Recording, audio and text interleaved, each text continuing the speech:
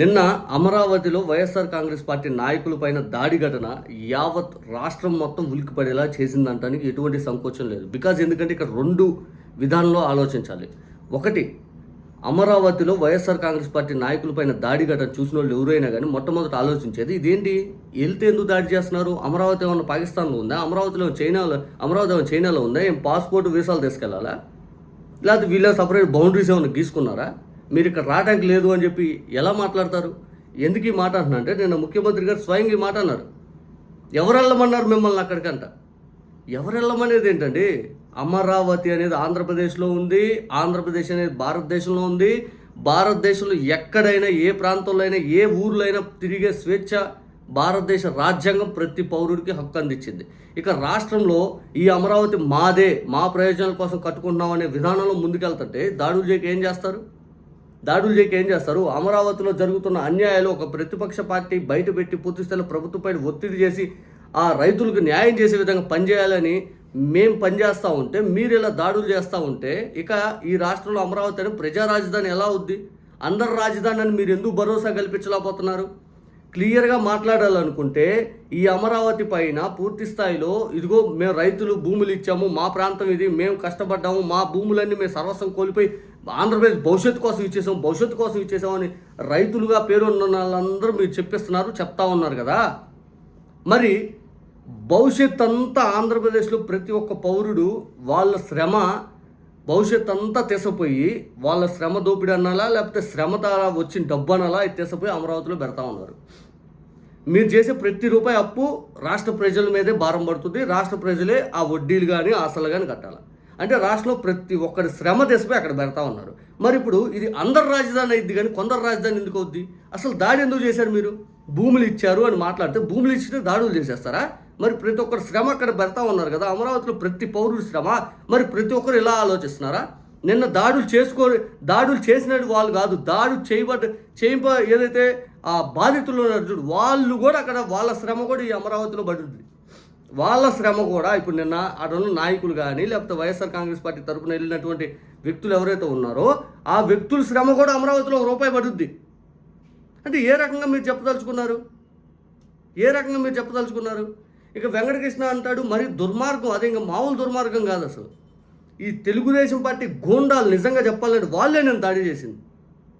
ఎంత దారుణంగా తయారయ్యారంటే, వాళ్ళు ఒక రాళ్ళు ఇసిరేది చూసాం, కానిస్టేబుల్ మీద అటాక్ చేసి చూసాం, నాయకులపైన దూకుతుంది చూసాం, కార్లు అద్దాలు పగలతో చూసాం, కోడిగుడ్లు ఇసిరేసింది చూసాం, తరిమి కొడుతున్నాము అని చెప్పి ఆడవాళ్ళని తీసుకొచ్చి ప్లకార్డులు తీసుకొచ్చి హడావుడి హంగామా చేసి చూసాం.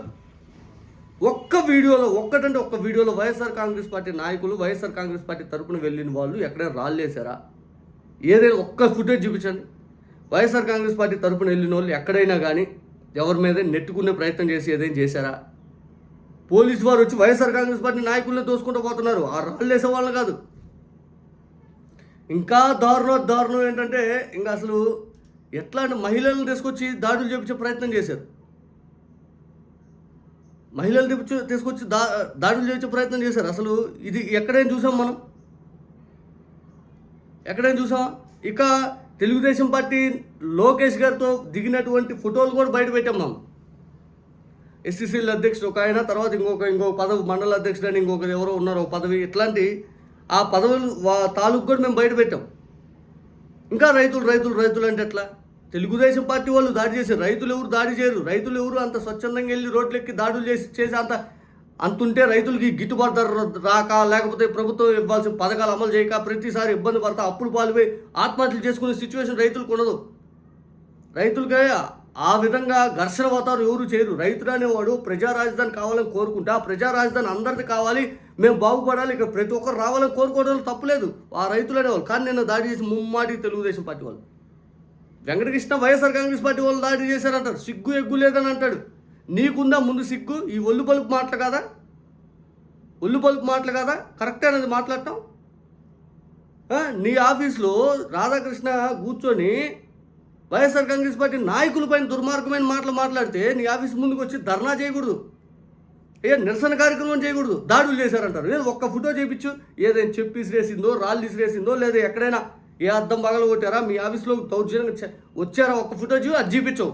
మళ్ళీ దాడి చేశారు వైసీపీ గుండాలు, వైసీపీ ఎమ్మెల్యేలు. నిన్న క్లియర్ కట్గా అద్దాలు పగలగొట్టిన ఫుటేజ్లు, కోడిగుడ్లు వేసేసిన ఫుటేజ్లు, రాళ్ళు వేసేసిన ఫుటేజ్లు, దౌర్జన్యంగా నాయకుల మీద దిగుతున్నటువంటి ఫుటేజ్లు ఇవన్నీ చూసాం కదా. మళ్ళీ దౌర్భాగ్యం ఏంటంటే ముఖ్యమంత్రి గారు మాట్లాడతారు, అమరావతిలోకి ఎవరు వెళ్ళమన్నారు మిమ్మల్ని అంట. అసలు ఆ మాట, ఆ స్టేట్మెంట్ ఏంటి అసలు? ఇంకా ప్రజా రాజధాని అని ఎక్కడ వస్తుంది మాట? ఇది అందరి రాజధాని అని ఎక్కడ వస్తుంది? ప్రతి ఒక్కరు హక్కు ఉంది. మీకు నిజంగా అంతే చిత్తశుద్ధి ఉంటే ఈ అమరావతి మీద టోటల్ డిబేట్ కూర్చోండి.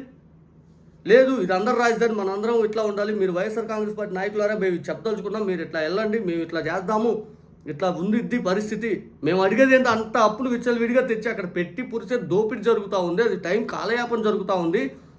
మన రాష్ట్ర ప్రభుత్వానికి అంత అంత బడ్జెట్ కూడా లేదు. రెండోది మనం అంత వడ్డీలు కూడా కట్టలేము, ఆ డ్రీమ్ చేంజింగ్ ప్రాజెక్ట్లో మిగిలిపోద్ది అన్నాము. దానికి మీరు నివృత్తి చేయండి. సెల్ఫ్ సస్టైన్ ప్రాజెక్ట్ అన్నారు, ఈరోజు సెల్ఫ్ సస్టైన్ ప్రాజెక్ట్ అయిందా? సెల్ఫ్ ఫైనాన్స్ ప్రాజెక్ట్ అన్నారు, ఈరోజు సెల్ఫ్ ఫైనాన్స్ ప్రాజెక్ట్ అయిందా? ఎక్కడైనా ఒకటి చెప్పండి. వెంకటకృష్ణ, నీకు అంత ఉంటే పోయి టీడీపీ కండవ కప్పుకో, నీకు అంత ఆలోచన ఉంటే టీడీపీ కండవ కప్పుకో, నీవు ఇష్టానుసార రీతిలో చెయ్యి, ఎవరు కాదనరు. కానీ ఇటువంటి మాటలు ఏదో మాట్లాడు. జర్నలిజం అనే వృత్తికి కూడా నువ్వు దిగజారిపోతున్నావు. ఎంతలా అంటే నేను దాడి చేసిన వైఎస్ఆర్ కాంగ్రెస్ పార్టీ నాయకులు అంట ఈ మాట అంటాడు. మళ్ళీ ఇది కూడా కుట్ర, సాయికృష్ణ కేసు కూడా కుట్ర అన్నట్టుగా మాట్లాడతాడు. ఈ మధ్య చనిపోయిన ఘటనలు కూడా జరుగుతున్నాయి అంటాడు. ఏంది ఇది? అసలు జర్నలిస్టు నువ్వు? బుద్ధి ఏమైనా ఉందా? సిగ్గేమన్నా నీకుందా? ముందు నీకుందా? సరిగ్గా 4 నెలల క్రితం వాచ్మెన్ ఎవరో పైపులు తగలబెడితే ఎల్ఎన్టీ వాళ్ళే ఇదిగో వైఎస్ఆర్ కాంగ్రెస్ పార్టీ కుట్ర అంట. వాళ్ళకేదో ఓనర్తో తగులు ఉంటే, జీతాలు ఇగో ఏదో ఇబ్బంది ఉంటే అతని మీద కోపంతో తగలబెడితే అది వైఎస్ఆర్ కాంగ్రెస్ పార్టీ కుట్ర అంట. దాని మీద మళ్ళీ సిట్ వేస్తాము, పోలీస్ ఎంక్వైరీ చేస్తామని చెప్పి చంద్రబాబు నాయుడు గారు మాట్లాడితే అదే పోలీస్ ఎస్పీ గారు రిపోర్ట్ ఇచ్చారు. అది వాళ్ళిద్దరి మధ్య సమస్య అండి, ఆ ఎల్ఎన్టీ వాళ్ళకి సంబంధించి వాచ్మెన్ కోపంతో తగలబెట్టారని. అప్పుడు నువ్వు కుట్ర అన్నాడు ఎక్కడ పోయావు? చంద్రబాబు నాయుడు గారు కూడా ఏమని జరిగినా ముందు వైసీపీ కుట్ర అంటాడు. అంత అభద్రత భావం. మీరు మంచి చేస్తే ఇవన్నీ ఎందుకు జరుగుతాయి స్వామి? మీరు మంచి చేస్తే ఇవన్నీ జరగవు కదా. మీరు నిజంగా చిత్తశుద్ధితోటి ఇదిగో మేము చేస్తున్నాము అని చెప్తే అసలు ఇవన్నీ జరగవు. ఎవడు మిమ్మల్ని అడగడు. మీరు చేయాల్సింది చేయకపోగా అడిగితే దాడులు, దౌర్జన్యాలు, లంబటరాంబాబు గారి ఇంటిపైన దాడి, సాక్షి ఆఫీసులపైన దాడి, డెక్కన్ క్రానికల్ ఆఫీసు పైన దాడి, జోగి రమేష్ గారి ఇంటిపైన దాడి, హిందూపురం పార్టీ ఆఫీస్ పైన దాడి, నల్లపురెడ్డి ప్రసన్న కుమార్ రెడ్డి గారి ఇంటిపైన దాడి. ఎవరైనా కానీ ఆ దౌర్జన్యంగా ఇల్లులు బాగా కొట్టేస్తాం, చంపేస్తాం, కొట్టేస్తాం, కేసులు పెట్టేస్తాం, నరికేస్తాం. కోర్టు కోసి కేసు, మేకను కోసి అన్నం పెడితే కేసు, అక్రమంగా నడిపిస్తారు. అసలు దౌర్జన్యం చేస్తూ ఉన్నారు. ఇంత దౌర్జన్యం గతంలో ఏ ప్రభుత్వం చేయలేదు. నాకు తెలిసి బ్రిటిష్ వాళ్ళు కూడా చేసి ఉంటారు ఇంత దారుణమైన పరిపాలన.